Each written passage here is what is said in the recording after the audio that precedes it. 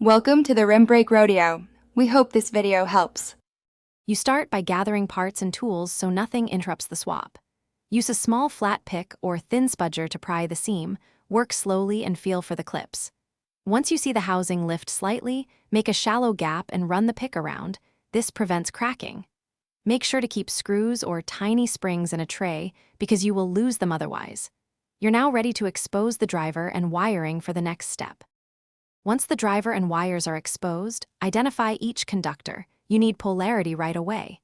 You'll remove old solder carefully. If you can, melt and lift the joint so you leave 2 to 3 millimeters of exposed wire. Then position the replacement driver in the same orientation. You reconnect wires one at a time, soldering quickly to avoid heat damage. Use minimal solder and steady hands.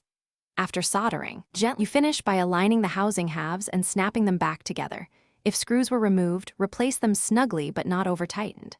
Once reassembled, test audio at low volume, check left versus right balance and listen for static. If you hear issues, make sure to reflow any suspect solder joints and inspect wire strain relief. If problems persist, try different silicone tips or use a multimeter to check cable continuity. That troubleshooting step usually points to a loose joint you can fix quickly.